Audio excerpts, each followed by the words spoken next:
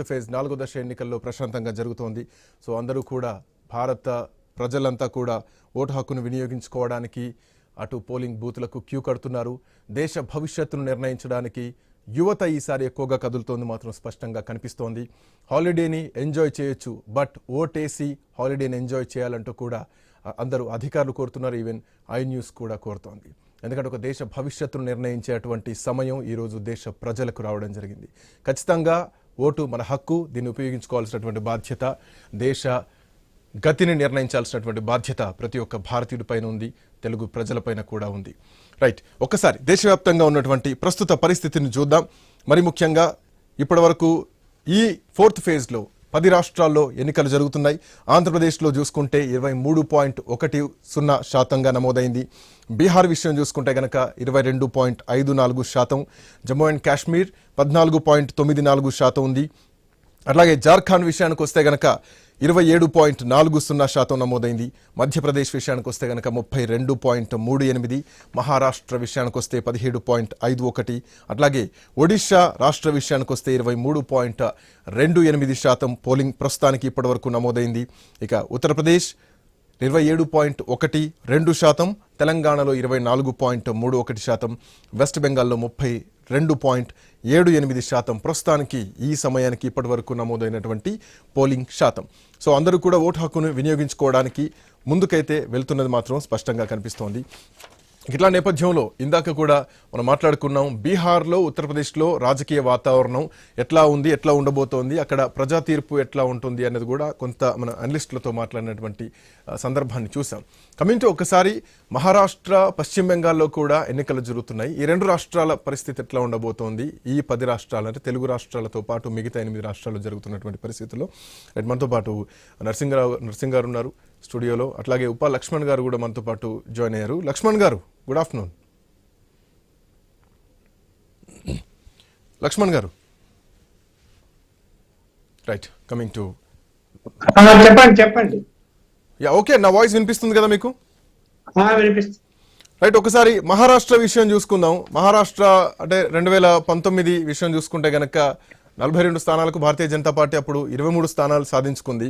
NDA భాగస్వామ్యంగా ఉన్నటువంటి శివసేనకు ఆ రోజు 18 స్థానాలు రావడం జరిగింది.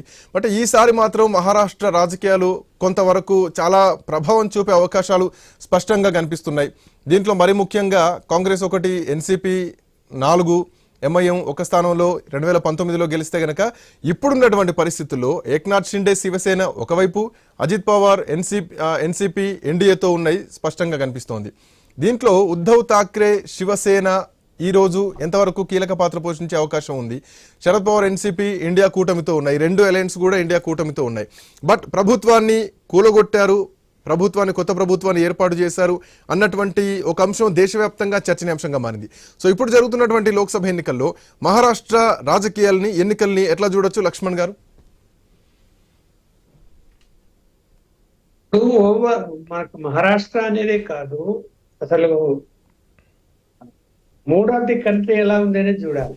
మూడ్ ఆఫ్ ది కంట్రీ ఎన్ని చెప్పినా కూడా ఎన్డీఏ కూటమికి అనుకూలంగానే ఉంది.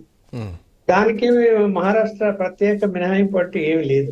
అక్కడ ఠాక్రే శివసేన బలహీనపడింది, ఎన్సీపీ బలహీనపడింది, అది ఎన్సీపీ కూడా చీలిపోయింది. అందువల్ల ఇక్కడ ఉన్న ప్రభుత్వం అధికారం వాళ్ళ చేతిలో ఉంది, అంటే శివసేన బీజేపీ చేతిలో ఉంది. ఓటర్స్ లో అసంతృప్తి అన్నది ఇక్కడ రాష్ట్ర ప్రభుత్వానికి సంబంధించిన అంశాలు వేరుంటాయి, కేంద్ర ప్రభుత్వానికి సంబంధించిన అంశాలు వేరుంటాయి. సో ఇప్పుడు అక్కడ అసెంబ్లీ ఎన్నికలు లేవు, ఓన్లీ పార్లమెంట్ ఎన్నికలే జరుగుతున్నాయి. ఎగ్జాక్ట్లీ లైక్ తెలంగాణ, మహారాష్ట్రలో, తెలంగాణలో. అందువలన అక్కడ నరేంద్ర మోడీ గారిని వ్యతిరేకించాల్సినటువంటి అంశాలు ఓటర్స్ దగ్గర అయితే ఏమి లేవు. సరే, రాష్ట్ర ఎన్నికలు కూడా ఒకేసారి వచ్చింటే ఇప్పుడు ఆంధ్రప్రదేశ్ లాగా డిఫరెంట్ ఒపీనియన్స్ ఉంటాయి, క్రాస్ ఓటింగ్ జరిగే అవకాశం కూడా ఉంటుంది. ఇప్పుడు ఇక్కడ అలా ఏం కనిపించడం లేదు, అనుకూలంగానే ఉంది. వాళ్ళు కూడా ఏంటంటే ఇప్పుడు చూడండి, ఠాక్రే ఆ పార్టీ పుట్టింది, ఆ పార్టీ పెరిగింది కాంగ్రెస్ కు వ్యతిరేకంగా.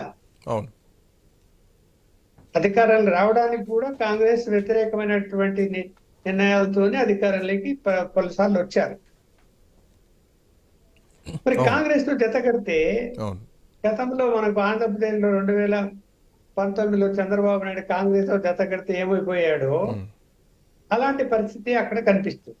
ఉమ్, కాంగ్రెస్ తో జత కలపటాన్ని ఎవరు కూడా ఆ రాష్ట్ర ప్రజలు అంగీకరించటం లేదు.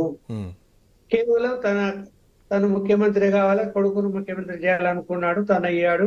ఉమ్, అది ఈ శరద్ పవార్ అంగీకరించకపోవడంతో చివరికి ఏమైపోయింది, పటాపంచలైపోయింది. మళ్ళీ ఆయన పార్టీలోని చీలికొచ్చి మరి బట్ లక్ష్మణ్ గారు ఇక్కడ అంటే ప్రభావం కలిగినటువంటి థాక్రే కుటుంబం నుంచి అధికారాన్ని లాక్కోవడానికి షిండేను ముందు పెట్టి బీజేపీ ఒక డ్రామాటిక్ పాలిటిక్స్ చేసింది అక్కడ. సో ఈ ఆగ్రహం ఏమన్నా ప్రజల్లో ఉంది అనుకోవాలా?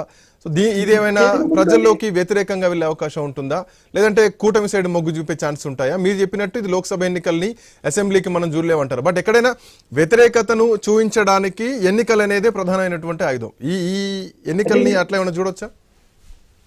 ఇప్పుడు ఠాక్రే నుంచి షిండే బయటకు వచ్చి బీజేపీతో కలిసి అధికారం పంచుకున్న తర్వాత ఏమైనా రాష్ట్ర ప్రజల్లో వ్యతిరేకత వచ్చిందా? హ్మ్. ప్రజలు ఏమన్నా ఆందోళన చేశారా, ఉద్యమం చేశారా? ఠాక్రేకి అనుకూలంగా ఏమీ లేదు, జీరో. హ్మ్. ప్రజల్లో ఎక్కడ కూడా వ్యతిరేకత రాలేదు. హ్మ్. కాబట్టి షిండే బీజేపీ ప్రభుత్వ పరిపాలనలో ఇక్కడ అసంతృప్తి కూడా ఏమి లేదు. హ్మ్. ఏ అంశంలో కూడా మనకు ఏం కనపడడం లేదు. హ్మ్. కొంత రైతులకు అసంతృప్తి ఉండింది. దానికి సంబంధించి కేంద్రము కొంత చర్యలు తీసుకోవడము, రాష్ట్ర ప్రభుత్వం కూడా కొన్ని చర్యలు తీసుకోవటం వల్ల అది కూడా అంతటా ఆగిపోయింది. అందువలన ఇప్పుడు నేను ముందే చెప్పాను కదా, ఠాక్రే అనే ఆయన కాంగ్రెస్ కు వ్యతిరేక భావంతో పుట్టిన పార్టీని తీసుకెళ్లి కాంగ్రెస్ తో చేతులు కలిపితే జనం ఎందుకు అంగీకరిస్తారండి? హ్మ్.